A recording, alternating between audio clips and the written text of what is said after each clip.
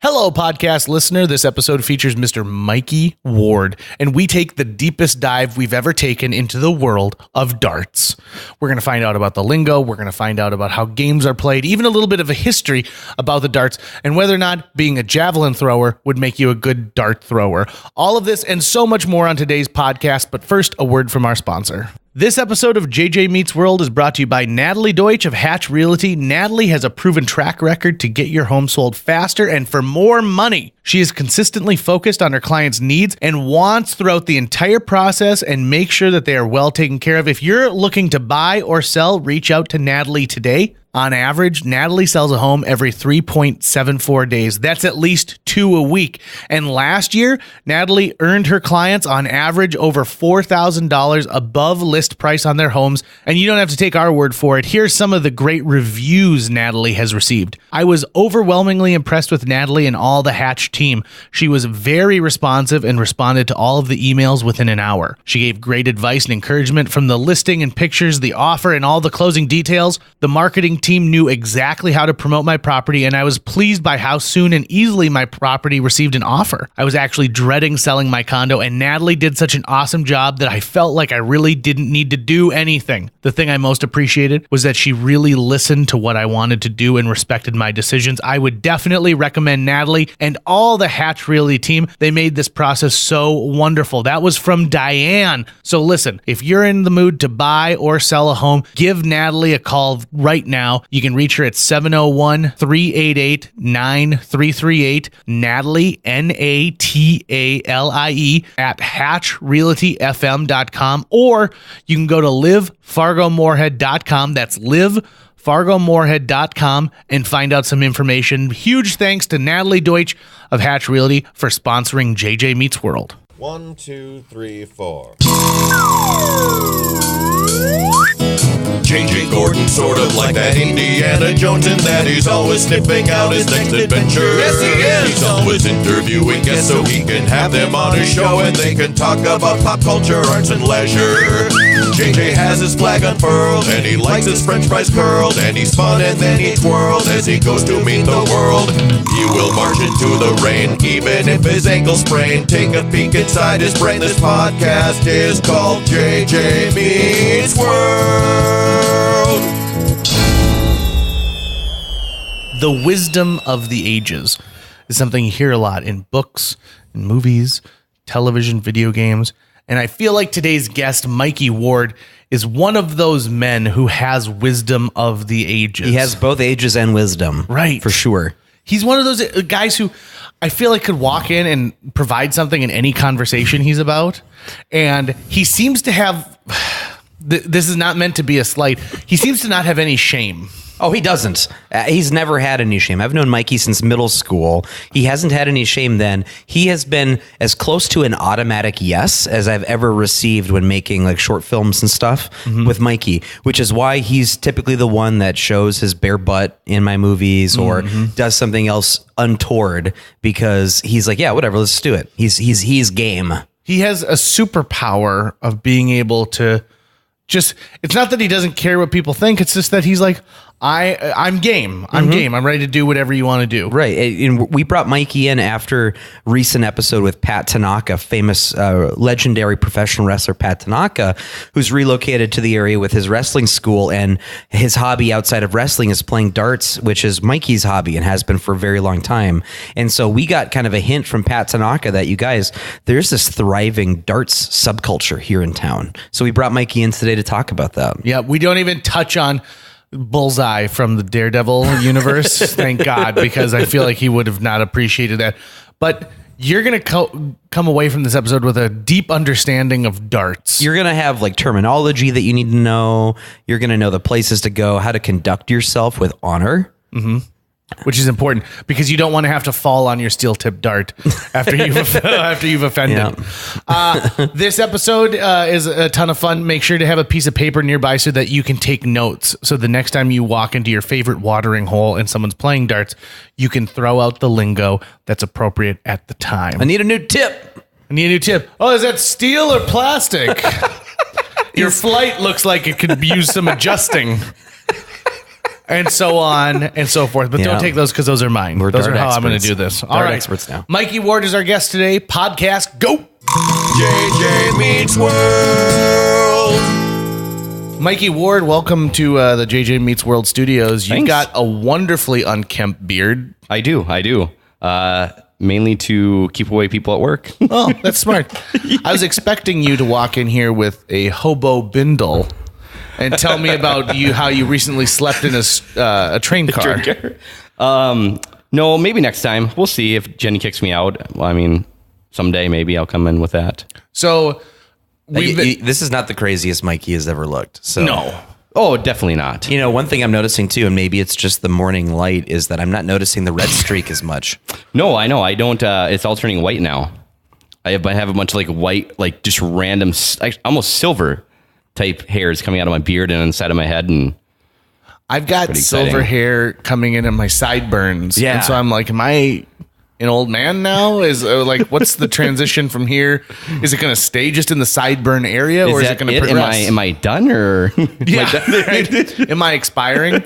It should be noted that we grabbed both a Diet Coke and a Sprite today, and I cracked mine open, took a sip, and I'm like, nope, something's wrong.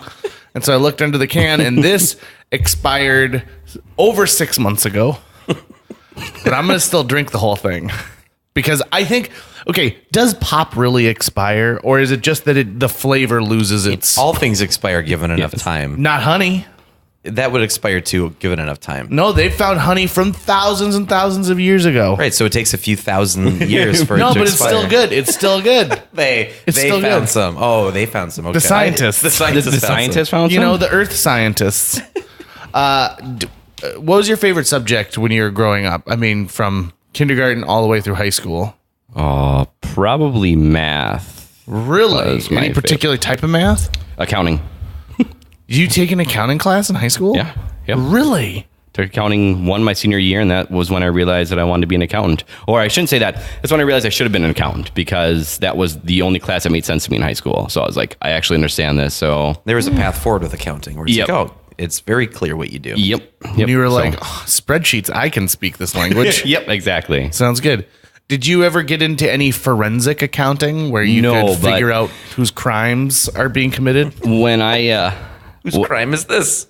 no, it's actually a big thing now, in especially like after Enron in the early 2000s and everything like that. It's a huge type of work. My sister was courted by the FBI. Really? When she graduated from college, because she, as part of the like the senior project, one of the things you had to do was provide free accounting to government agencies Yeah.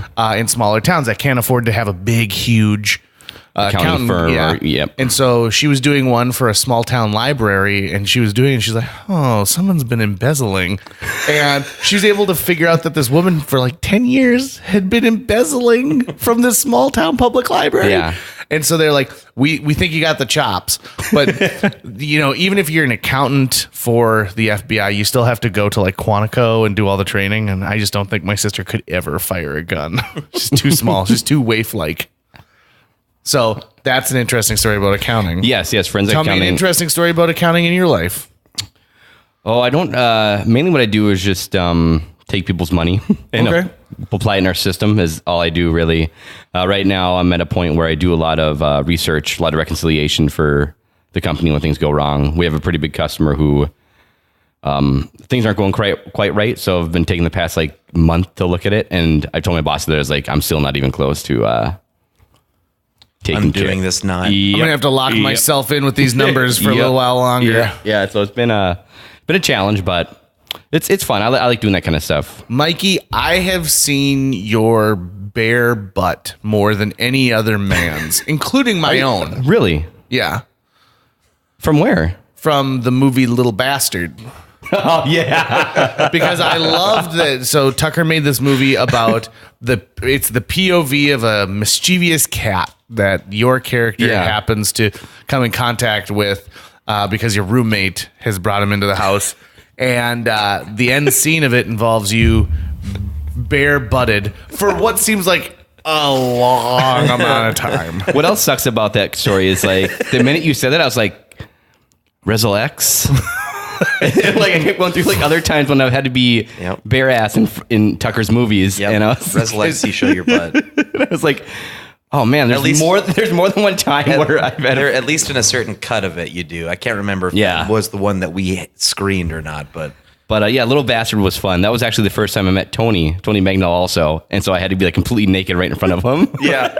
Oh, you were completely. You didn't. He was completely naked. So Tony is literally staring straight ahead to not see Mikey's junk.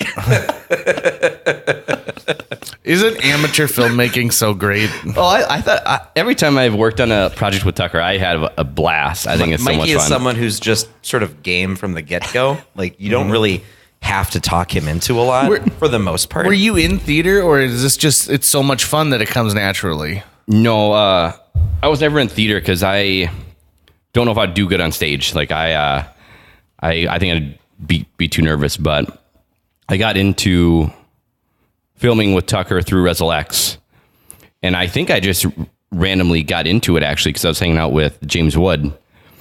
And James is going to be in the film because Tucker had just make a fake trailer for Mrs. Barbie's. Well, you were already in the fake trailer for Resel X. No, I was, but I was hanging out with James Wood that day. Okay. And he was going to be in it, and he was like, oh, by the way, I need to go do this thing with Tucker. I was like, okay, whatever. And I just showed up, and there's like Grayton and I think Matt Johnson was. I was like, oh, okay. Ryan and then Spees, Mike Resel. And then I think Tucker was like, oh, well, Mikey's here. I guess I'll put him in the trailer also. In the picture? Yeah. I must have just said, take your shirt off or something. I can't remember what. One thing that I like is you've got great like looks. I remember when Tucker was doing a movie a month and you played the like FedEx delivery man, and the way you looked at Joe in a couple of those scenes was really great because it was like, wow, he really is looking at the pathetic nature of this subterranean man. It's funny, I wasn't even acting. It was just my normal look. Just you. Like I was just hanging out. Like, Mikey doesn't give himself credit. He does have actual acting chops. He actually does. Oh, he doesn't give himself credit. But yeah. I like doing that. I think it's a lot of fun to do those things whenever Tucker asks me. I'm not as outgoing as I once was. Right. Mainly because you're not as young as you once were. Well, that too, and I just don't want it getting out and having Border States be like, because I know if you ask me to be in film, it's going to be something just crazy. Right. Can I see the script? Yeah. Can I see this? I'm going to be wearing a compression shirt the whole time, just so you know. Yeah. So you also, we've got a weird connection, you and I as well, through my cousin Stacy. Yes. Yeah. Stacy Pearson and plays darts, and she's played darts for many, many years. And you are I guess a Dartist. Is that what we're calling these things? Well, we can start that. Okay. I love a Dartist. Yeah. So you're a Dartist. I'm a Dartist. The Dartist. What kind of dart games are you playing? Cricket and 501. So 501 is you accumulate points, right? Based on where you hit it? That's cricket. 501 is you start at 501 and try to go to 0. And you have to hit 0 on the mark. Yes, exactly. So if you have 20 left and you hit, 21, you don't win. And then is cricket the one where you've got to get like 3 20s and you've got to get 3 19s? Yep. And then you score points on those numbers and you win based on who closes out all those numbers and points. We had like a felt board with steel tip darts in the garage at my lake cabin, and that's where I got to play a lot of these games. And darts are a lot of fun. I think so. Competitive darts, not my thing, because I'm not very good at it, and it's very frustrating to me to constantly lose. And there are a lot of people that say that. So, I always encourage people to play leagues, go with friends and play a league. Because then you're always in the comfort of your friendships if you want to. If you're not sure how to actually start that too, there's a guy in town named Clinton Vetter, and he actually throws a Friday night dart tournament during the league season, and it's completely fun. I mean, there are people that play league, they've been playing for 20 plus years, and everyone there goes there for the fun of it. They don't care how bad you are. They don't care as long as you're a good person. The only people I've seen that don't last in that group of friends, which is around like 60 to 70 people, are people who are just jerks. They're like, come on, bro. Yeah, they're people who come in and either think they're like the best art player ever, and they're not, or they're the people who come in and like you might miss a shot and they get upset about it. Those are the people that don't make it. If you come in and you try and you have a great personality, which we all do here, you're not going to be ostracized or made fun of or anything like that. It's a really great community to get a part of. So we just had Pat Tanaka on the podcast, and he was talking about that group of people. And he was talking about you all, like he had found some sort of lost subculture that in the jungle. And he was like, wow, there's people who are like this that live here. This is awesome. And so just hearing like a testament from him, an outsider to the area, coming in and saying the same things about you all. But he also just has a lot of praise for the level of play you're able to do. And you've all been playing darts for how long have you been playing darts for now? Like regularly? Well, I started playing when I was 7 competitively. 7? Yep. Oh my God, I didn't know it was that early. Yeah, there used to be... Did you put on like a fake mustache and walk into a bar and be like, I'll take 1 registration, please? And a milk. How old are you, sir? 48. I'll sounds take right. a milk in a dirty glass. He's got a mustache. This all checks out.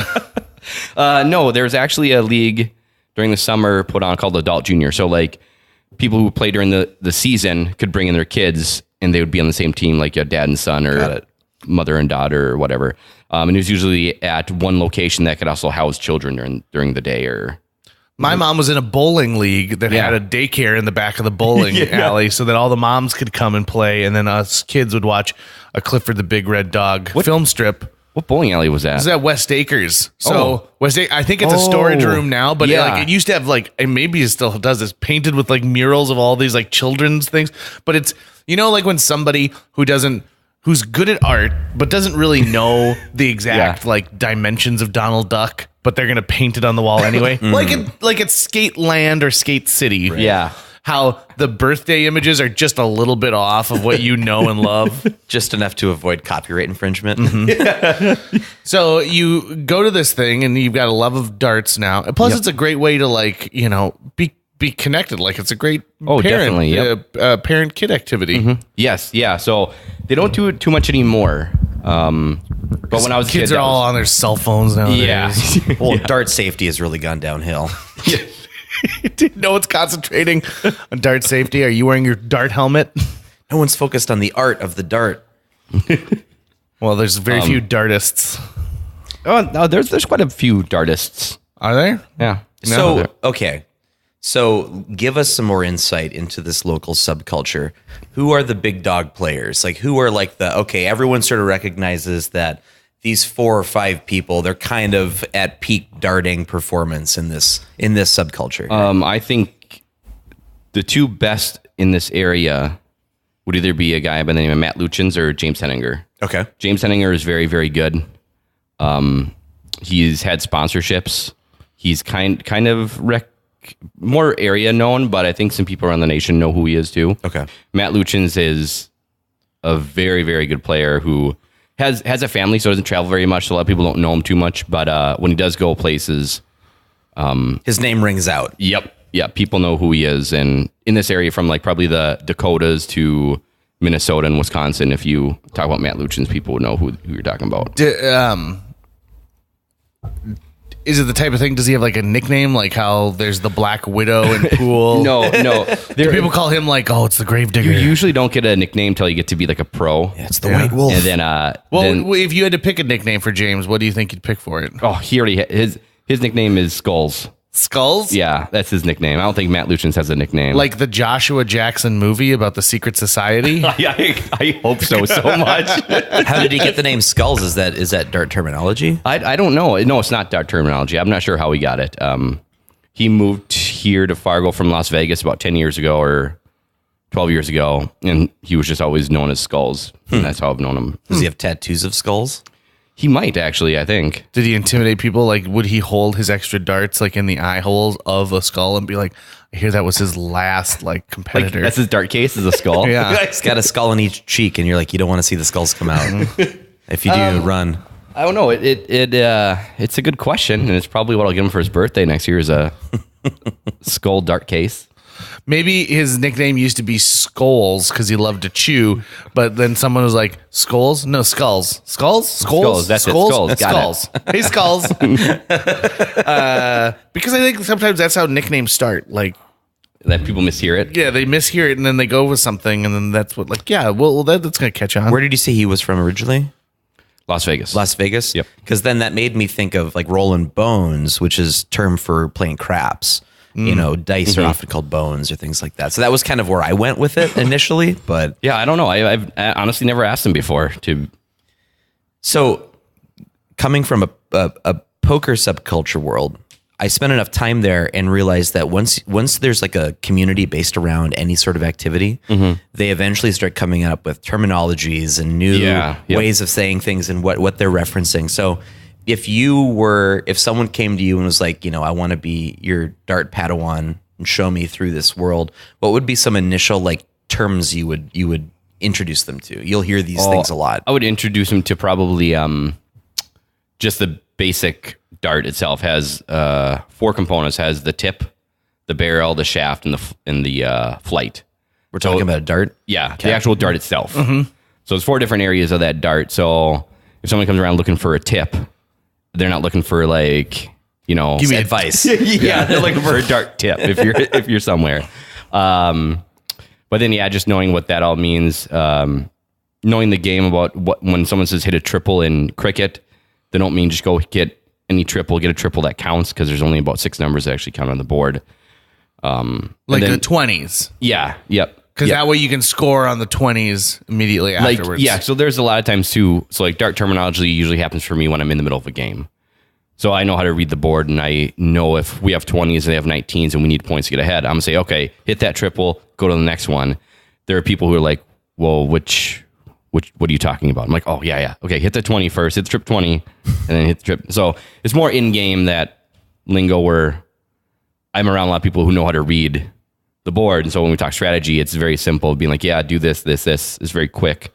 Where people who may not quite grasp that concept yet, or strategies, and you have to kind of point out like hit this, then this, or. Okay, so if I'm looking at a dart starting from the left-hand side, which is the tip, which is the part that actually sticks in the board. Yes. Then it's the barrel, right? Yep. And then the shaft. And then really, if you're breaking it down, the barrel holds the tip, and then the shaft holds the the flight. Yep. Flight. Yep. And then those things come together Yep. to form one dart. Right. And usually the most expensive part about that is the barrel itself. Like that's the part Because where it's weighted, right? Yeah. Yep. And it's some sort of metal. I can't remember what. You can buy different types of. Unobtainium. Yeah. Yeah. Yeah. That's why we were so desperate to get to Pangea in Avatar. The next 4 Avatar movies are just about darts. But just crushing the local bar league. Like they don't tell you till the end, and then like you find out it's like some dart thing. It's like, oh yeah, you guys suck. But yeah. So that's what I'd be most show people is basically strategy type things when we're in the game. Okay, so let's talk about setting up the perfect dart area, because I was actually a part of this recently where we were discussing how to set up the appropriate like dart area. Oh, okay. Because I do marketing over at a place in South Fargo that also has a lot of pool tables in it. Oh, gotcha. Okay. So what should someone take into account? Like, let's say they're going to put in 3 dartboards into their establishment. What are things they need to think about when doing that? I personally enjoy space. I like to have space in between the dartboards. I like to have, because you could essentially put them right together, but then you are right next to that other person. Yep. So I like space. Assuming that the companies want to bring in leagues, a big enough table to house 8 people, or 2 tables or whatever to house 8 people, possibly more. Because usually, like me, I love inviting people out to come hang out, and because I think it's also a social type thing, right? Like come out and have a drink or two. You don't need to play darts, but watch it, have fun, and talk. So enough room to house a dart team, maybe some friends, and enough space to actually throw without stepping on someone's leg or being in their way or constantly throwing your dart when it doesn't bounce. So I would also think safety for like feeling okay to go and pull your darts from the board and not have something whizzing right by your ear at the same time. Yeah, that's a big deal. Have you been hit by a rogue dart? Nope. I've tried to catch darts in midair. Well, that was smart. But no, never been hit by one actually. So I'm trying to catch darts in midair. Jesus, Mikey, come on. I don't know, man. It's like get a whiskey into me, and I feel okay How many with it. feet are you supposed to be away? Like, do different games have different distances? No. Steel tip versus soft tip is a different length away, but the games itself don't change in between, if that makes sense. Is that because the dart is heavier with the steel tip, and so there's sort of more of and then I think it has to force? do with that the dart being heavy, but also the board is a little smaller too. Okay. So I think that in soft tip you have to be exactly 8 feet away from the base of the board. In steel tip is 7 feet 9 inches and 3/4 inch. Like it's an exact Oh, wow. thing. I would assume that, but correct me if I'm wrong, that steel tip dartboards for steel tip darts have to get replaced regularly if they're just getting punctured constantly. You mean the boards? The board itself. Not really. The big thing about steel tip dartboards is like you can actually the outside of it where the numbers are at. Mm-hmm. You can actually take that off and kind of maneuver it around and rotate it. Okay. So you want different spots in your board constantly being hit. Got it. Because what happens is that it causes a bubble to bubble up. Right. In it, and that's the biggest issue with those. But if you maintain it and constantly be switching those numbers around, you can make one of those dartboards last for 5 to 10 years. Yep. So as a complete amateur, only occasional dartist, Yeah. I prefer steel tip over the plastic Yes. boards because first of all, I like when I throw it and if it's going to hit there's the chance of it doing that like plunk off the board, the little like bounce is minimal. Plus you get into interesting things where you throw a steel tip and you hit it just right. And it's like, well, it technically is in this part, but I actually moved the like steel little aluminum beam parts. So where are we going to score this one? Like, nope. If it's inside of that, even if you move it, you're scoring on this. Yep. I like it more. I also think it's dangerous. It might be, well, I mean, you can get hurt. Yeah. If someone throws a soft tip at you, it's probably not going to do much, but if someone throws a steel tip dart at you, like it could puncture your skin. So Yeah. We can ask my cousin about that because I may have punctured his skin with a steel tip dart when we were younger. And then the plastic, I just never feel like I do as well on a plastic board. Oh, really? Yeah, because of the things like so on a steel tip, you can land anywhere on that board and it'll work. On a plastic board, there are the spaces, the small spaces in between the holes. And even though they're so tiny, but that still is like, so if you hit that bunk, it's going to bounce off of it rather than like having a chance to go in.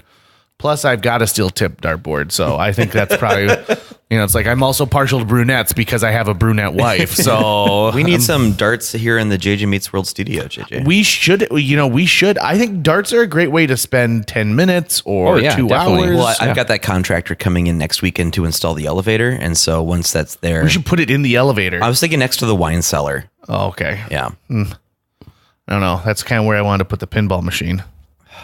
we'll talk about this later. All right. So, Mikey, what are some faux pas in the dart world? So, let's say I want to join a league. Yeah. And I tell everyone I'm really good.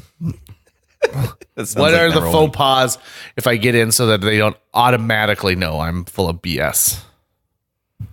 What faux pas? What does that mean? I don't know. Faux pas means embarrassing mistake. Yes, a social blunder. Everyone has their own thing in darts. One of my biggest complaints about darts is when I'm up there about to throw a dart and somebody wants to talk to me. That absolutely pisses me off to no end. And I'll say, I'm a pretty laid back guy, but if I had like somebody on their team who I'm throwing and they're like saying something to me while I'm throwing, I wouldn't be afraid to turn around and be like, listen, you can't do that.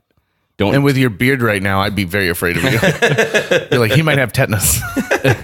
But as for that, not really too much. Some people in leagues who don't like people who point a lot in cricket. So like in cricket, like you said, you close 320s. And let's say you go up there and you hit more 20s to get points, even though it's not necessary at that point in the game. There are people who will just yell. I've been yelled at numerous times for doing that from other people. Yep. Even though I think it's part of the game. I love doing that because I want to win. That's why I'm in a league. But some people look at it as a disrespectful thing. Like you're already winning. You just want to rub it in more. Hell yeah. But it's not, it's more of a respectful thing. Like I feel like I'm going to need these points to beat you because I believe you're good. But some people don't view it like that. Interesting. So it's every. I bet it's people though who are losing at that moment. That feel like that. Yep. It's in that moment, like you're making me feel worse. It's like, well, that's fine. That's competitive sports. Right. Exactly. And that's something too, where it's like, one time I heard a big argument and some guy was like, well, if you're going to be so uptight about that, don't play in a league. Or if you're going to play in a league, do something about it. So I don't have that option to do that. Like, don't sit there and yell at me because, but no, my biggest thing is just talking to me when I'm throwing at the line. I think that is the most disrespectful thing you could do to somebody. Darts are interesting because, so you think about like golf, right? Mm-hmm. Golf is a quiet sport where before someone takes their shot, they're asking for silence. And, you could almost hear a pin drop. Even the announcers start talking at a lower tone just to match what's going on. But with darts, jackass. Darts are rarely inside of a fine country club. So you've got the latest, like a John Bon Jovi song that's blaring, and then you've got the table of women who are singing along to the John Bon Jovi song. The board itself, the Arachnid company has made it the most distracting thing in the world because it's got all these like lights that are beaming around it, and then there's a little LED board. You've got your friends over here drinking. You got the waitress being like, "We want another whiskey Coke? We're out of Crown." And it is, there's concentration that takes place, but it's almost like that's a level of the game is like, we're going to try our best to distract you. And so you have to really zone in. You have to get into the dart zone. It's like the auto zone, but they don't sell anything. I don't mind noises around me. That's never really bugged me. It's when somebody specifically calls me out. Are there other Mikes who play on this league where they're like, I'm talking to Mike W. There are not Mike S. There are some, but people know me as Mikey, so I don't really have to worry about it. There's not very many Mikeys. The other thing I dislike is people just being rude. When people hope that you miss your shot, that bugs me too. Ooh. Or like excessive celebration. Yes. Oh my God. That ticks me off too. But I'm guessing that is something that bothers you when you're competing against strangers. If it's just you and your friends and you're messing around. Yeah, and that's not too bad. Okay. Or if it did happen against a friend in like a major tournament and I saw him like pumping his fist or something, I'd be like, go get your damn darts on the board. Don't sit there and well, there's just something about demolishing one of your friends at something and then absolutely rubbing it into their face. It's just so gratifying. That's why we all play video games together. Yeah, I know. Yeah. I started playing video games pretty recently again. I've gotten into city skylines, building up cities and stuff. Is that like a Sim City? Yeah, it's very much like Sim City, only way better. There was I remember the code in Sim City on the Super Nintendo to get $1 million was you only built police stations and fire stations. And then you got yourself down to like $0. And then you waited for 1 year to pass. And at the end of 1 year, they gave you $1 million. I remember that code. And I used to think I had the right way. I was like, listen, my city's going to be only public transit. So there's no road. So I'll keep down on pollution and I'll just have like a train system. Yeah. And then I built everything in squares of 3 by 3. And then so like residential and then one commercial aspect. And then the next one would have 3 commercial aspects and the rest residential. And I thought I had that game down pat. I recently pulled out my SimCity cartridge from my old days and popped it in, and it still had the information in there. Yeah. So whatever kind of battery storage is in there must be nothing short of nuclear. Right. And I looked at the city and I'm like, God, this would be the worst place to live in. Just looks like garbage, and then like I was having these power plant problems. So then I had Bowser come attack it, which I think was a lot of fun. Yeah. This City Skylines is a pretty fun game because it's through Steam. Mm-hmm. And they have a bunch of expansion packs and people can create their own buildings, and actually you can subscribe to their page on Steam and get those buildings into your game. It's very, very cool. And if you go on YouTube, you can find some different videos of people being like, oh, look at these top 10 cities, and people will take time and like recreate like Manhattan. So there's somebody who like went through, built their own like little houses and put them in this little world and remade. And I was like, that's it's pretty impressive. I mean, a lot of time, but very similar thing happens in Minecraft constantly. oh yeah. But I mean, there are times where someone will create a server and they'll get a group of people together and they'll actually build in real time, in real Minecraft time, right, from the ground up, these massive, like they did the Mines of Moria from Lord of the Rings, and massive historical castles and places. You can also use editing tools just as one person and make something massive as well. But one of my favorite things to do, if I'm just trying to like kill some time, is to load up Minecraft and go like load up some map or server that someone built and then just explore the building that they have built. I haven't tried Minecraft. It's basically just Legos, but more fancy. Everyone loves Minecraft. I don't. Yeah, I guess I've never played it. I guess not everyone loves Minecraft, JJ. No, not everyone does.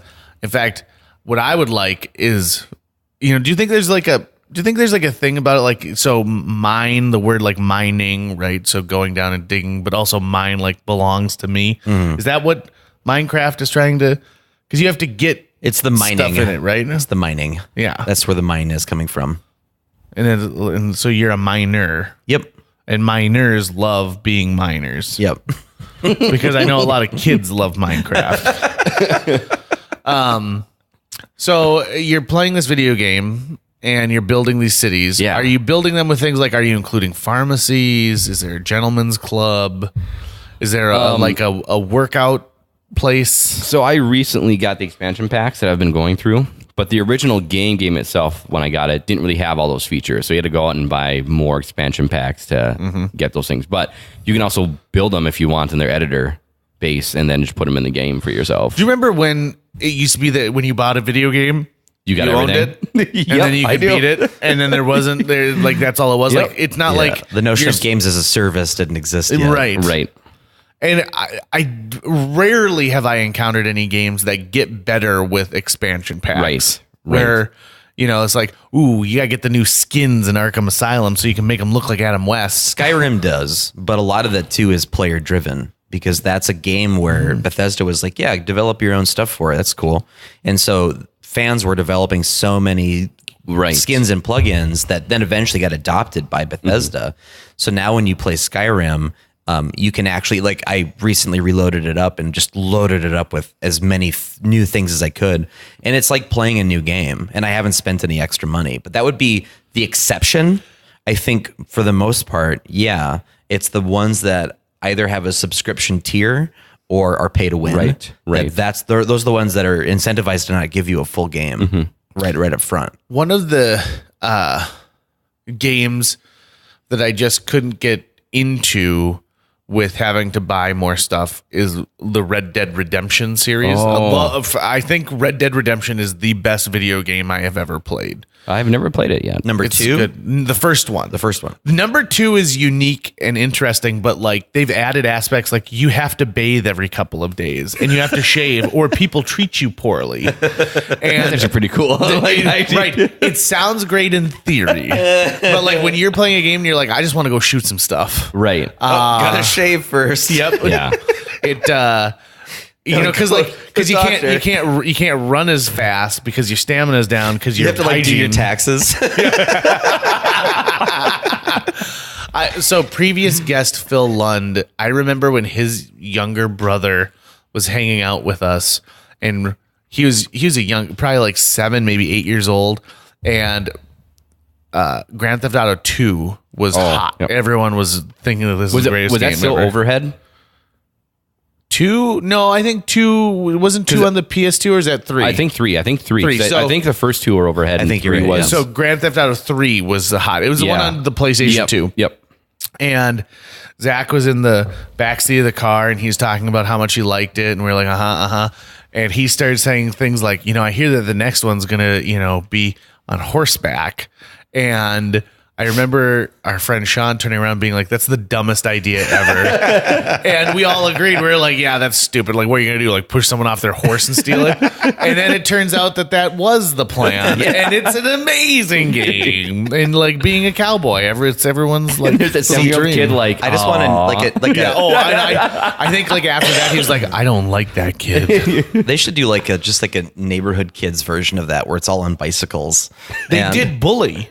Did they? Yeah. Okay. Bully takes so it's I think Bully was between Grand Theft Auto 3 and 4, but it's by Rockstar, and you're like a bully in a private school, and so you get your bike and you can ride into town and buy like fireworks. But then in that you also have to take tests as part of it, or you get expelled. So you've got to go and do like math tests, and you're taking real math tests in it. And I'm like, oh my God.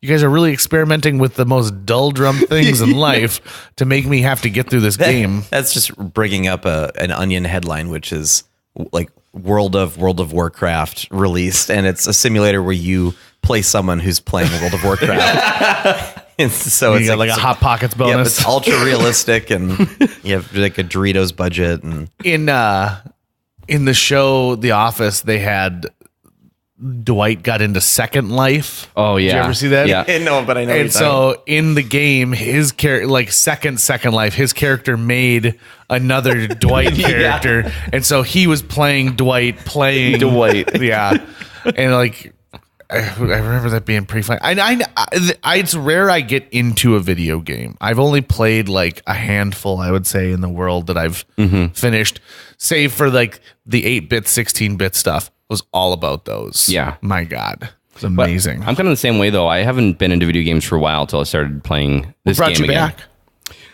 I just got Steam. I love football video games. From my favorite part of football video games are ones where you take over as like the coach or the owner of a team, and you try to build them up. Like you're not a player. You don't really have to play. It's more of a text-based game. So I got Steam for that. And then I've been slowly every so often just checking out games that are on sale. And I found City Skylines, and I've bought it for like $15 in December or something like that, and I just haven't stopped playing it. You want a video game that JJ's for sure to buy? Have whatever your mascot is on a hang glider as part of like the cover art. I'm gonna buy that instantly. Pilot Wings, you're really into that? I was way into Pilot Wings. In fact, so I remember Take-Two Video was our video store in South Fargo. They got an advanced copy of the N64 from Japan. So like 3 months before it came out in the US. So I went over there, I picked it up. I couldn't figure out how to hook it up to my television, so I had to have someone from Take-Two come over to my home. And like my parents weren't there because they were neglectful. And so like it's me and the manager of Take-Two Video like hooking this thing up to the TV, and he's like, I haven't seen this yet. Can we watch it? I'm like, yeah. So he pop in the first cartridge. It's all in Japanese. Yeah. So I don't understand for shit. Do you know what game it was? Or Pilot Wings. It's Pilot Wings 64. Sorry, Pilot Wings, yeah. That's the one I was excited about. And then even when I started playing Mario 64, it was still like, hey, it's a me, Mario. And his little sayings were in English, but all of the text was in Japanese. So I didn't know what the premise. I was like, I know the princess is captured because that's the premise of every Mario game. But what? And it took me forever to figure out I have to jump into the paintings to like go into these worlds, and I'm like, oh Jesus! But it was the greatest weekend of young JJ's life. It was just amazing. Are there any Dart video games out there that are worth anything? I don't think so. I think there was actually one made in the UK in like 2003, which was like Dart World Championships. But I think that's the only one I've ever seen. Yeah, I wondered if there would be something like that, like Golden Tee. You know, where there are people like there are professional Golden Tee players out there, right? Yeah, people who that's all they do. Professional buck hunter game, right? Yeah. People now too, right? And so it's typically like a large bar game that's connected to some kind of a network. But I just didn't know if there's any way for you. I mean, it would seem like technology would make it really easy for you to compete against a team on the other side of the world at the same time. Right. Right? Because it's just pressure points on a dartboard or a camera or whatever that tells you the points. Well, the dartboards at the bar nowadays have that. Yeah. Really? You can network in a board. Really? And so it can keep track of the score on another board someplace else as well as yours. And so really the only aspect would be, that they're not there just like pushing it in. They have cameras on them. There you go. They have two different. They have one camera that's facing the actual dartboard. That's kind of like the way it kind of comes up. It's a little curve, and you kind of see the camera on it. And then the other camera is looking at the person throwing. Gotcha. They actually have. There's I think 4 different companies around the world that sell board like home boards for like $200, and then you actually go on their app, connect your app to the board, and then your phone actually acts as the camera and the actual scorekeeper type thing, so you can play people all over the world at home. Gone are the days of throwing the dart against the board and then taking out a piece of parchment and your quill and writing JJ triple 20 and like mailing it, and then he has to go to his dartboard and put the points in like, triple 20. And he's like, that's bullshit. There's no way he could have a triple 20 again.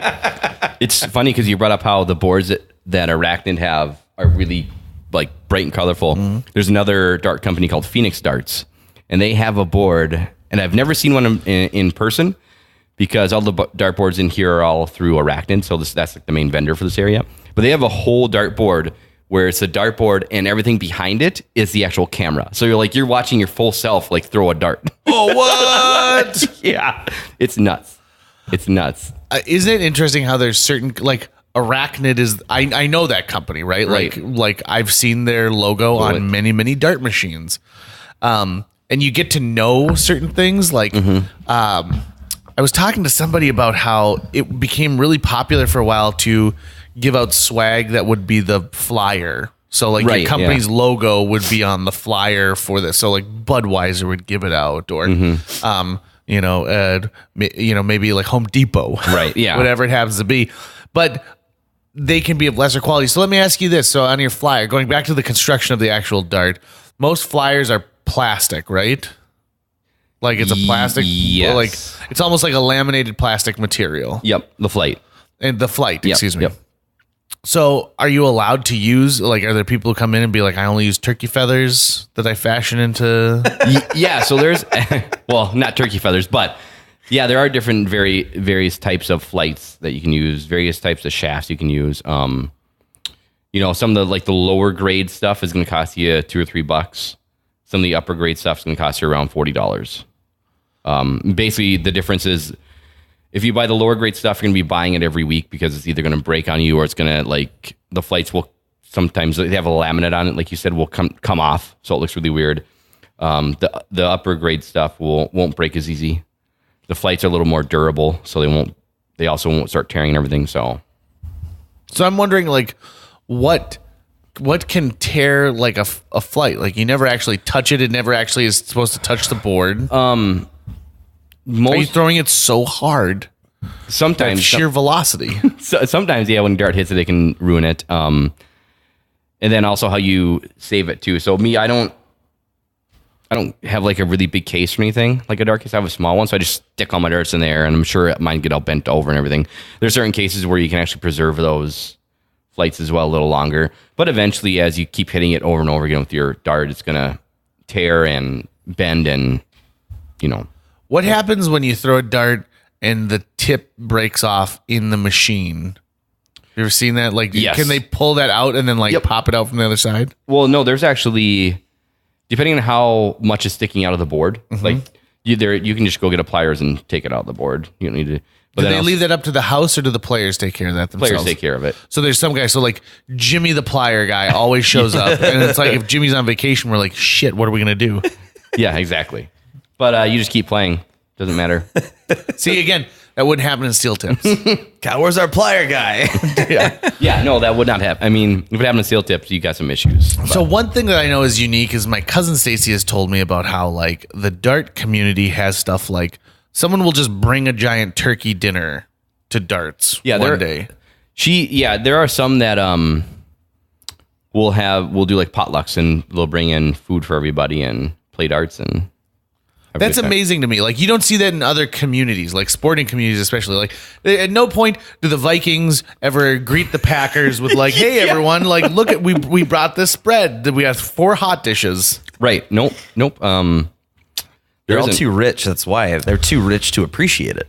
Oh, I thought you meant the hot dishes were too rich. Like we'll pass. It's a little too rich. No, too creamy. Professional they are there, but like, no, not this time, Vikings. Professional sports organizations are too rich to like go, oh, that's so nice. That's probably poisoned food, right? We're going to get botulism before we go out and play. Like, if you were going to poison someone, how would you do it? Oh my gosh. I've never given it much thought, but you thought about it. Would you like dip a dart, like the tip of a dart in something, and then accidentally like let's say Betsy Martins, but her dart name is BB. The Mart. She's the Mart. Her thing is, are we making a hypothetical person we're and making also giving him a nickname? Yeah, BB. BB Mart. So let's say BB does this thing where she like licks the tip of her dart before she throws it, like as for luck, right? The way that Davy Crockett used to lick his thumb and then like put like a little bit of spit on the sight for some reason that doesn't make any sense. But let's say she does that. Would you poison the tip of her dart? No, but I do want to go back to the poisoning thing for a second, though. Sure. Are we talking We about... never left it. Yeah, I know. But I guess, are we talking strictly like in the dart community? How would I poison somebody? Or are you talking just overall? in general. Just in general? I mean, if you want to be specific about the dart community, that's fine. No, I wouldn't bring darts into it. I think that'd be too weird. Yeah. Probably too much of a connection to you. They'd be like, well, now we have to talk to everyone at the dart organization. I don't know how I'd do it, to be honest with you. Yeah. And are we going for this person to die or just be really sick, or what are we going for? I don't when know, it poisoning? depends. Do you not like this person? I don't know. I'd probably try to poison them to where they just hallucinate. Oh, And just see where the night would take us. I read a story recently that I thought was hilarious, but it probably was very scary at the time, about an older gentleman whose career was to repair these old style of like recorders. And Meaning like a instrument recorder? No, like a recording instrument, like for sound, like recording sound. Mm-hmm. And so he cracks this thing open, and it's old. It's like decades old, and he's looking, he's kind of tweaking some of it, and all of a sudden, like he starts to feel kind of weird, and all of a sudden, like he's like, I feel really, really weird, and they find out that the whole inside of this thing had been coated in LSD residue. Oh no! And so, like, as he's working on it, all of a sudden, like, a ghost comes out of it, and he's like, "It's me, Jimi Hendrix." But I was like, that would probably be terrifying. Could you imagine that if you're like an older person and you're just trying to fix this machine? Do you think do you think ghosts enjoy watching darts? God. Does this mean we've scraped the bottom of the dart subject matter? No, I'm going somewhere with What is this. the undead? What do they think about darts? They wouldn't like it because they don't have great motor I functions. assume they watch darts. So you don't believe in ghosts?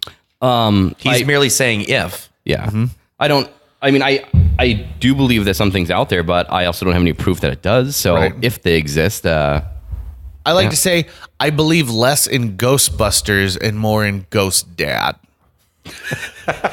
Like if I'm going to take Hollywood's approach to spirits. I haven't seen Ghost Dad since it came out, like 88. Right, at least pick someone less problematic, like Swayze. I was going to say, like Ghost. It's going to be hard to find copies of Ghost Dad now. Yeah. I think it was like 10 years ago hard to find copies of that movie. So not as hard as Leonard Part 6. Oh, yeah. I remember they had a VHS cassette of that at Take Two Video, and it was always one of the ones I'd walk by. I'm like, I should get this. And I never did. I watched it on Netflix before we all knew that he was evil. Yeah. And so I watched it, and I remember just going, how was this made? How would Bill Cosby make this? He seems very funny, right? But man, I would love to see that movie remade now. Oh. Just call it Leonard Part 6 redo. Part 6.0. Leonard Part 6.0. So Mikey, as you've now been a part of this dart community. yes. Could you is your girlfriend a part of the community as well? That's actually how I met her. Was through a dart league. Yeah. Oh, were you guys on rival teams? Was the Yes, Romeo we and were. Juliet thing? Yeah. Yeah. We were on rival teams. And Did you ever throw a game for her? No, God, no. Nope. Never will. Mikey is not sentimental when it comes to darts. Never have. It's a competition never will. in general. Yeah. Yeah. Nope. If you beat me, that's awesome. You earned it. Like, that's how I feel. Do you ever leave town? Like, are there regionals that you go to or anything like that? I don't do a lot. of leaving. I did go to one in March. That was a pretty big tournament down in St. Cloud, and I did pretty well. So I was pretty happy with how we threw. Because there's some pretty big names down there that are nationally known. And I went down there, and Skulls, that we talked about earlier, was my partner for a couple of the tournaments. And he really brought his A game? Yeah, he did. I didn't have to do much. Do you know why he moved here from Las Vegas? His wife is from this area. So she's from this area. She was down in Vegas for a little bit, and they met and married, and she had to come back up here for family reasons. And don't worry, baby, there's darts everywhere. I'm a Dartist. I have to stay on the road. So, when I think of darts too, I think of the fact that the only other country I know of that has darts, not as frequently as we do, but like they're around, is Great Britain. Almost every pub has one of those dartboards that have the folding in and out and the chalk scoring. There's, I think all the countries have darts, and it's a much bigger sport than it is here in the States. Like the USA, like they have I think a World Cup every year in Britain. The USA is the bottom of the barrel for dart players when it goes there. Yeah, like they never come close to winning. Look at these Yanks. Trying to throw a little toy. Oh yeah. So darts also have a little bit of a scandalous past, because they've taken just the dartboard and they did things like put it onto a lawn, and they created lawn darts, which are banned. I can't think of any other backyard game that is actually banned and is against the law, because so many people got hurt from it. Did you ever play lawn darts? Mm-mm. So essentially, I believe you threw it straight up, and it had a big a big steel tip, and it would come down, and then you'd stand in the middle of what is technically the board, and then it would come down. And they've done like a redux version of that where you put it further out in the lawn, and it's got just like a bulb. Yeah, it doesn't have actually tip at the end, right? It just has. Now it seems like there would be maybe some natural crossover between darting and archery.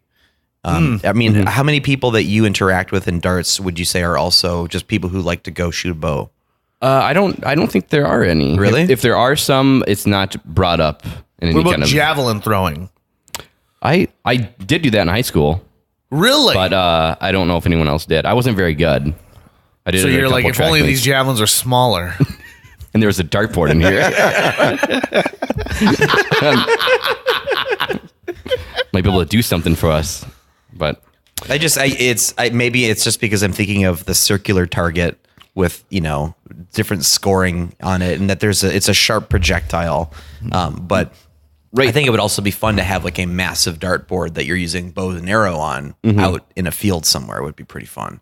But it's obviously it's a different motion entirely. Yeah, and like I said, I don't know. We've never really discussed it with anybody in the dart community before. There's a really cool inflatable soccer dartboard.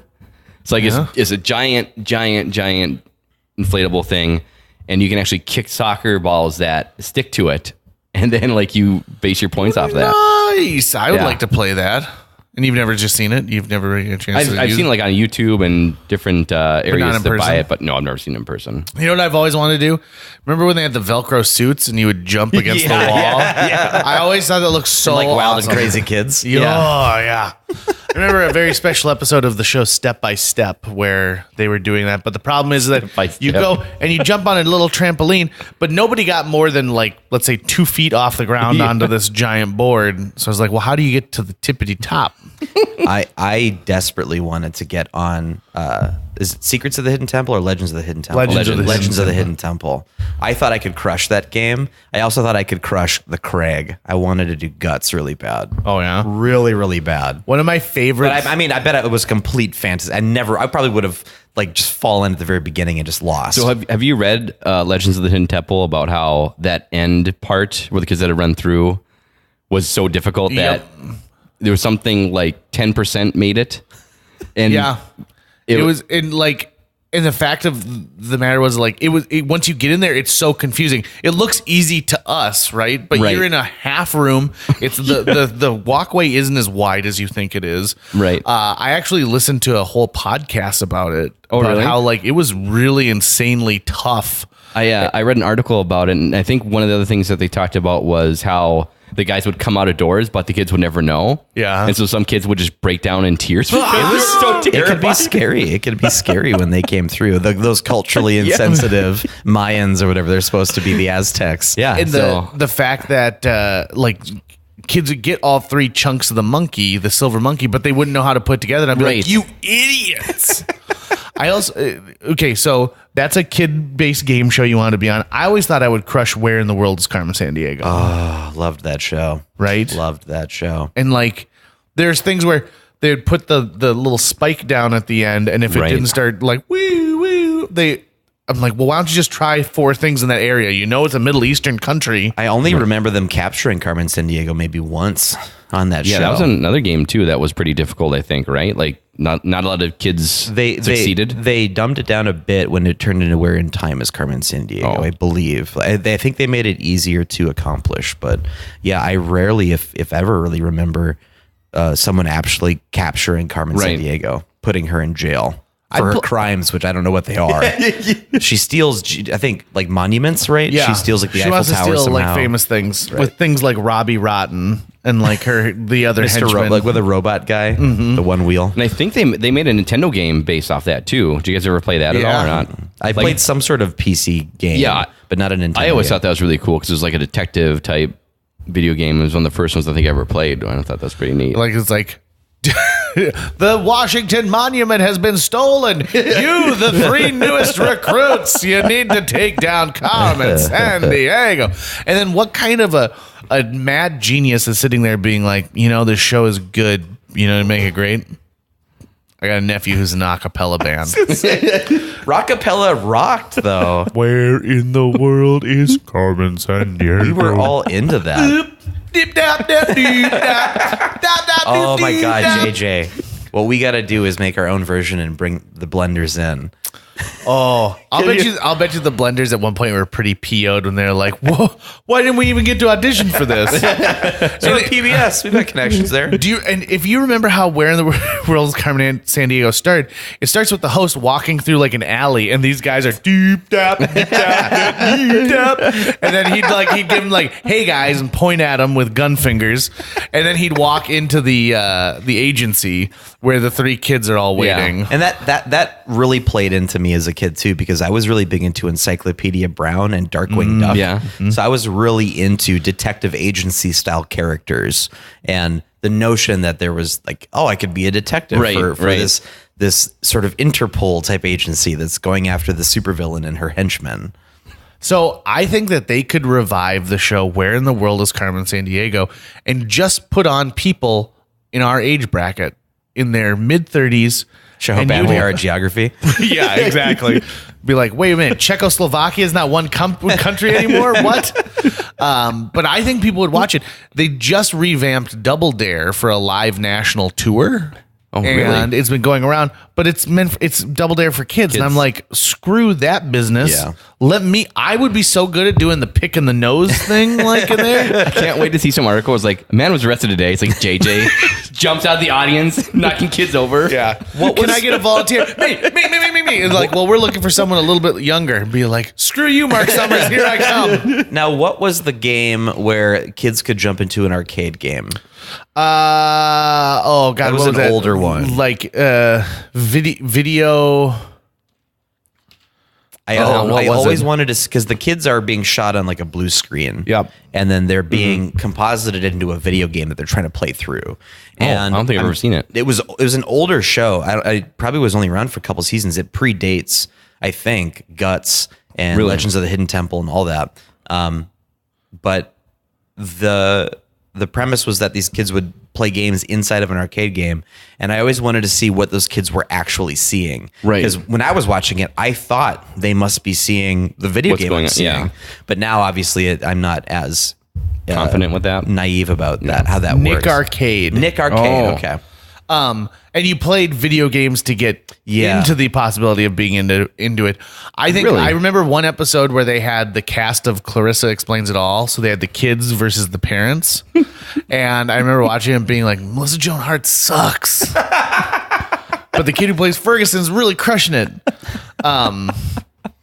I think that there's a certain nostalgia level for video, like for game shows that are like that people love. A game show where you have to put on some kind of a costume to be a part of it. You look at what, like Jeopardy, people dress up, but you mean like the one where you have to guess what celebrity is under the mask when they dance? Oh, the Masked Singer. No, I'm talking about where you as the contestant have to dress up. So like, where in the world is Carmen Sandiego? They got those bitchin' coats. You remember those coats? Oh yeah. So there's a uniform that you have to don. Nick Arcade, you had to put on like your 8-bit blah blah blah. Legends of the Hidden Temple, you had a full body suit. Now Guts was basically a kid's version of American Gladiators. Yep. But way better than American Gladiators, I thought, because American Gladiators still had that it still had a sort of a professional wrestling pastiche to it, even though they were actually competing. But it felt like there was more at stake with Guts. And now when you watch, what is it, American Ninja Warrior? Yeah. That feels a lot more like Guts to me than it feels like American Gladiators. Did you ever watch Wild and Crazy Kids? Oh, yeah. So no, that was a huge, especially like in the summertime, because they usually competed outdoors in giant teams, and it looked like a summer camp almost. They were at. Wow. And Omar Epps, I believe, was one of the hosts of it. And really? Like, Wild and Crazy Kids. They had one game that I have pitched to my day job so many times of letting people do. So they put together this giant tic-tac-toe board on the ground, and then they put a kid way, way high up in a crane and gave them water balloons that were filled with paint. And so you would throw your balloon out and try and land it to get a tic-tac-toe. That would be difficult. Oh, yeah. I mean, because there's so much science that goes into it, right? Like velocity, wind speed. And so I remember watching this thing like, this is the greatest thing that's ever happened. And I tried to recreate it once to my parents' chagrin by getting up on my roof and throwing it off my roof. And I was in big trouble because I had also used just regular latex paint. Yeah. And so it completely ruined our back patio. But what are you going to do? Did you watch a lot of Nickelodeon when you were a kid, Mikey? No, I didn't. Were you an outdoor kid? No, I wasn't. Not that either, but... Because we were indoor kids, so that's why we have such a deep bench of classic Nick. Right, like I watched a lot of kids doing physical activities while I ate chips. And, I talk about this a lot with like Jenny, because Jenny was a lot of PBS and kids show when she was younger. Really? Yeah. Whoa. What? Yeah, tell us about this rewind first. a bit here. How is this not the first thing that you brought up when we started talking about Mikey's significant other, Jenny, who he met through darts, was on a PBS show? No, not on, but she just watched. She was not on. I thought you said she was on. It sounded like you said she was a cast member, and we got really pumped. No, she wasn't on. She just watched it a lot. I grew up with like horror movies, so whenever I would see kids show, I was like... So Ghost Rider was like the PBS show you'd have gotten into then. No. Because it's a dead ghost. No, Mikey doesn't want to believe whether or not there are ghosts. He's like, maybe, I don't know. No, like I was watching like Freddy Krueger and Jason Voorhees when I was like 7. So I would see these like kid shows and be like, what is this? So so let's put you on the spot here. What is the best in the Nightmare on Elm Street series? I think the first one is the best. Okay. But my favorite, best overall. Like just you tell me your favorite. I don't want to know. Dream Warriors, number 4. I was gonna say Dream Warriors is so much fun, and I love some that. great deaths in Dream Warriors. What about in the Friday the 13th series?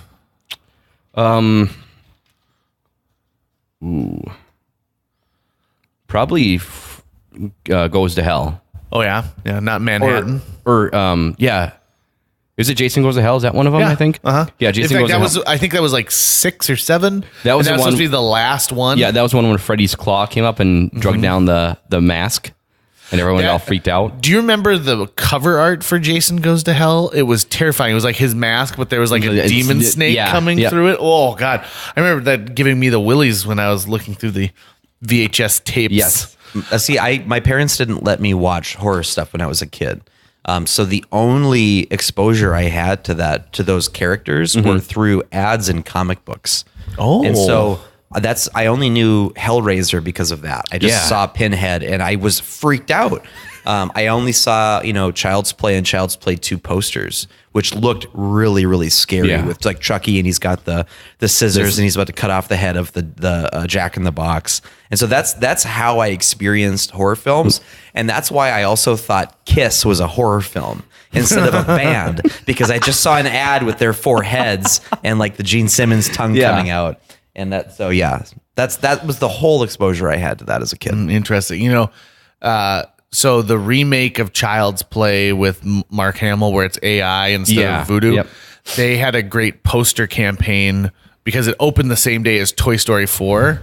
And so, and he's like cutting all the toys over. Like, there's one where like he's like you see the Woody's foot being dragged across, and then there's another one where he's roasting the butt end of the Slinky Dog. Very, very clever. Now, very do you clever know stuff. the controversy behind this new Child's Play movie? Is that it's AI and no, it's not that. Brad Dourif isn't voicing Chucky. It's not that. It's so Don Mancini. Oh yes, who is the creator of Chucky and has been shepherding the franchise forward since. It does not approve of this movie being made, and the only reason the movie's being made is because it's a remake of Child's Play, the first one. So Paramount or whoever it is, I can't remember what the name, which company has it, has the rights to Child's Play, the first one, but not the Chucky series, not Chucky own, so they can't, they can do their own Child's Play franchise. And it's because of a quirk of the licensing that they're doing it. And so they just thought, let's just make this. And they approached Mancini and said, do you want to have like executive producer credit? But he'd have nothing to do with the movie. And he said, no, fuck you. And like, I'm over here, shepherd, like working on this franchise, and you're just telling me you're just going to make competition to it. And it's now, unique because there's competing Child's Play products coming out right now because he's making a television series that will have nothing to do with this new movie. Really? Yeah. It's the ownership. It's like he owns the character of Chucky, but he does not own the premise of the movie. So he doesn't own the movie Child's Play. Right. Which features this character, so they can use this character in it. And the people who make Chucky, I mean, it's a family of people. So you've got Don Mancini, Jennifer Tilly, Brad Dourif, and his daughter, who is in the more recent one. A lot of the same, crafts people that work on it every single time. So it's this little family that is very much the sort of spiritual owners of Chucky. And now there's this mainstream movie that's going to compete with what they're doing. So I can see their point on it.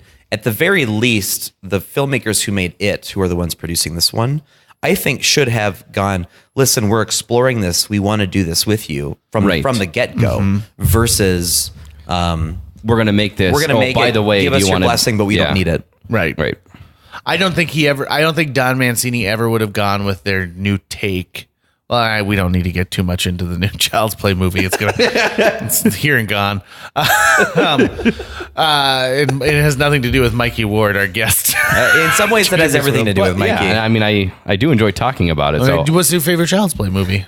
Child's Play? Ooh, I don't know if I really have one. I didn't really... Child's Play 2, because they go back to the factory where he was made. And then it's got an amazing gruesome death for Chucky in it, where he goes through like the machine that pours all the liquid like latex all over it, and he comes out and his legs have been like stitched to that thing, and he's like on the little cart. Oh god, it's sickening. I always thought Child's Play was weird because I was like, why don't you just like kick it? Like just kick him. That's all I gotta do. Like I don't know what the big deal is right now. Like why are you so terrified about this? It's usually the element of surprise, right? He sneaks up on you. Oh, right. But I don't know. You also don't think a doll is alive, right? So if I saw a doll coming at me with a knife, I'd be like, well, it's not live. I don't know, it looks pretty alive in that moment. Yeah, I know. Yeah, but I'm like, it's probably some kind of fancy. You're afraid it's a kid. Yeah. I don't want to kick a kid. I don't want to be the guy that kicked a kid. That's the thing is like in that first Child's Play movie, it was, in the full body shots, it was a kid in like a little tiny Chucky suit. So glad that they just decided to get rid of that for the next couple of movies and just like, let's go straight with the puppet. But I also think too, like the first one, because the first one it's terrorizing a family, right? Or a single mother and a son. Yeah, I think he wants to put himself into so soul. It's a toy. It's not a kid. And I mean, I don't know. Like I always like, this is so bizarre to me. Like I always was weird. Even Like, why even doesn't he get a change of clothes? He does? No, why doesn't he? Oh. Like, he's always wearing his good guy overalls. Well, he doesn't sweat. and stripy shirt. Yeah, but Jennifer Tilly gives herself new clothes when she's in Bride of Chucky. Okay. Point taken. Yeah. She's wearing that badass leather jacket and stuff. And there's plenty of like he's with the little kid. Like, why doesn't he say give me some of your clothes? Give me some of your clothes. I actually haven't seen any of the newer ones, like the Bride of Chucky and Seed of Chucky. Yeah, Seed of Chucky, and there's Cult of Chucky. Yeah, I heard Cult of Chucky. Seed of actually Chucky. really good. It's actually a pretty decent horror movie. It really is. Oh, it's freaky. Because that's the one that takes place in the insane asylum, I think. Oh, really? And the one that's before that is pretty decent too. I think that's the one, too, that Fiona Dourif has a larger role. Yeah. Brad Dourif's daughter. Oh, okay. Brad Dourif, what a great guy. I know. What a national treasure. He's in one of my favorite episodes of Law & Order SVU as a fire expert who talks about the accelerant that was used to create this arson. Does he then turn out to be the arsonist at No, the end? he does Because not. oftentimes when you have a big guest star, Yep. that's the turn. Right, They're there to play the we're not going to villain. put Freddie Prinze Jr. in here and not make him the rapist. Kidding me? Do you know how much it costs? We had to pick him up from his home to film this. Mikey, you got nice shoes on today too, by the way. Thank you. I meant to compliment them right away, but they're nice shoes. Where'd you get those? I got them on sale at DSW. See, that's Yeah. where I got these two. There's a sort of a similar pattern to the top Yeah. of them. Yeah. Right? They are very, very comfy, nice and breathable. Yeah. This I is like these great a lot. for an audio format as we talk about Yeah. how our shoes look. Yeah, I have a really... Listener, look at your shoes right now and say to yourself, am I wearing the best possible shoes I could be wearing right now? Because let me tell you something, I'm not. I cheaped out and I was like, rather than spending $100 on one pair of nice sneakers, I'm going to go on Amazon and spend $100 buying 6 pairs. We live in a golden age of clothing for men who are shaped like us, pairs. Oh, yeah, big and tall sizes. We've got elastic pants that look like regular pants, and I wear slip-ons exclusively. I am not spending any time tying my shoes, and these look like they are for all occasions. There's nothing worse than bending over to tie your shoes and getting out of breath because your tummy is like pushing it's in on your... 2019. Why am I doing that still?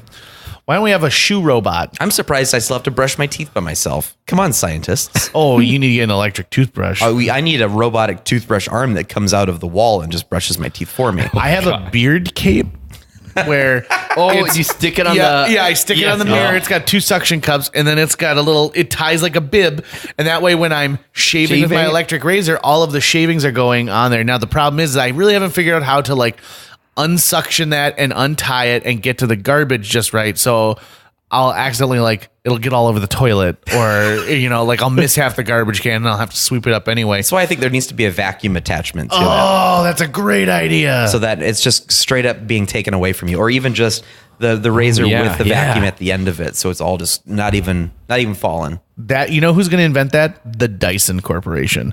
They do such great work with vacuums and then technology I love outside their of the vacuums. vacuum world. They got into the hairdryer game, and apparently Dyson did? Yeah, $600 hair dryers that women swear like you can take my husband, but don't take this hairdryer. Mikey, have you ever seen a dart fight break out? Yes, numerous times. Like where people are throwing darts at each other. Oh, no. That's not how it's not settled by That's 10 why it's paces in a dart. specifically a dart fight. No, You've I have seen not. fights at darts, but not Yes, I have. a dart fight. What's but- a fight at a dart tournament look like? I would assume like most places. Yeah, just I mean, people just hit go each other. shove it, or are you ripping up pieces of paper? What are they doing? No, they're fighting all out fighting like fist and Do It's the all- same as do- bar fighting, right? Do Yeah, darts yep. suspend during the fight? There's no throwing during the fight. Depends on who you usually I'm over there trying to break it up. I've been in the middle of about 5 or 6 of them. Really? But there's some people who just don't darts, care. you guys. This is darts. Respect Doesn't the belong board. here. Respect the board. That's pretty much what I'm like. You're the ambassador for darts. I just don't like fighting. I think fighting is the dumbest thing in the whole world, especially over a game. It's ridiculous. Get out of here. I once had a friend who threw a controller at me, and I walked out of his a Nintendo controller, and I walked out of his house, and I said, "We're never going to see each other again." And then 2 hours later, I was back over there because I was supposed to be staying at his house for the night. Just need to cool off a little bit, I've been in 2 fist fights in my life And I think that I've won both of them, but we both walked away. Like, no, it wasn't like Roadhouse where someone ripped a throat. Yeah. But I think I did pretty well in it. But then afterwards, I'm like, what was I? That was the dumbest thing. Why didn't I just leave? Yeah. Fighting's stupid. There are very few people who after the fight are like, yeah, I'm glad I did that. Yeah, it's so That cool. was- Best thing ever. I even I choose the gym I work out at has a lunk alarm. So if somebody's being like a jerk and going like, yeah, whoa, and then like, or like buffing themselves out in the mirror, you hit this button and it goes wah, wah, wah, and a light goes off. And this gym, you're not supposed to do that. It's a gym for people shaped like me who don't like want this. Can I big ask what Planet Fitness? Really? And you can just press a button and it freaks out and Yeah, and then someone comes over and they're like, "What's going on?" I'm like, "He's being a lunk." And then like it's like 2 lunks and you're out. oh wow. Yeah, and so they've kicked people out of that gym because they don't want it to be a place where it feels intimidating. Right. And I'm all about it. I'm a big fan. Big That's pretty fan. cool. Yeah. So didn't know that do you that work? exists. Do you work out at all? Yeah, at home. I don't go to any gyms or anything. What's your home gym look like? I just have Bowflex? no. I just have like free weights on a bench and We bench. what do I bench? Yeah. Mikey's been a beast since high school. I know. Like I look at Mikey and I'm like, I don't want him to get in between me and whoever I'm fighting at darts. I'm not like in high school. The most I benched was like 315. Jesus Yeah, Christ. like I was. If you watch Resurrects, you'll see Mikey's body drastically shift from scene to scene because he was constantly working out. So there are scenes where he's doughier and there are scenes where he's more cut. There are scenes where he's skinnier and scenes where he's much bigger. And that's because over 2 years, his body kept changing and we were shooting things out of sequence. His hairstyle totally changes too. Oh, man. Like when we shot the last scene of the movie like 2 days before we screened the movie, and Mikey had just gotten a haircut, and so we had to show K-Jax like cutting his hair right before the final shot. So it made sense that his hair was different. so pissed about that too because it was right around graduation and my mom refused to let me be Shaggy. And I was like, "No, Mom, you don't understand. Like, I We don't." have to shoot the scene. She's like, Michael, all of the wards are coming and you need to look presentable. Because I was like, "Mom, you don't understand. Like, every week someone does something different. We need to reshoot something. I don't want that to ever be me." And she's like, "No, you're getting a haircut." I was like, He had all right. long caveman hair, and it got shaved. His head was basically bald after that. But at that point, I just thought, let's just finish this and get done so I can just not think about this anymore. Okay, well, surprise, we're going to shave you bald today as well. So let's get to the clip. And Mikey, thank you so much for joining Yeah, us. definitely. Thanks for having me on. If someone's interested in becoming part of the dart community here, what's the advice? The best advice I have, if you're on Facebook, find Fargo Area Darts webpage or Facebook page, like it. There's so much information on there. All of us that are a part of the group, then our friends are on there. If you have questions, you can post a question there. We'll answer you and help you try to get into a league or a team or whatever you want. So Sweet. Thanks, Mikey. yeah, thanks a lot, guys. A huge thanks to Natalie Deutsch of Hatch Realty for sponsoring this podcast. Folks, if you're looking to buy or sell a home, contact Natalie Deutsch today because Natalie Deutsch is not only a previous podcast guest, she's somebody who's going to care enough to sell your property for top dollar. She's also going to find you the best price possible if you're purchasing a new home. Last year on average, Natalie earned her clients $4,000 over list price on their homes and sold them faster than the market average. On average, Natalie's selling a home every 3.74 days. That's 2 homes a week. Those numbers don't lie. Find out why Natalie is one of the top agents in this entire market. Get a hold of her today, Natalie at hatchrealtyfm.com. You can also call 701-388-9338 or go on to livefargomorehead.com. That's livefargomorehead.com. Read all of her amazing reviews and then listen to her episode of JJ Meets World. Thanks again to Natalie Deutsch of Hatch Realty. That's going to wrap it up for today's show. If you enjoyed this episode of JJ Meets World and would like to help us continue to produce 2 new episodes every week, you can donate to our Patreon. Check out patreon.com/JJMeetsWorld and donate today. Even as little as $1 a month can go a long way. Visit our website at www.jjmeetsworld.com or hit up our social media. We're on Twitter, Facebook, Instagram, all the sites the kids are using these days. If you'd like to stay up to date on new episodes of JJ Meets World, you can find us on iTunes, Google Play, Spotify, Stitcher, iHeartRadio, YouTube, or wherever you consume the podcast that you love. JJ Meets World is produced every week by Tucker Lucas. You can find out more about Tucker's work by checking out www.moonbasemaria.com. If you want to get in touch with your host with the most, go to linebenders.com and you can find direct contact info for JJ. I started a dart game called Tucker. But what you do is rather than numbers, you put different butts. And so you've got to get like a triple butt or a double butt. And they're like, well, which one? You put a pimply butt, where that butt that's got the little dimples above it, little butt dimples. So if you would like the score sheet to Tucker, you're going to go to www.dartgametucker.jjmadeup.edu/playablepdf.us.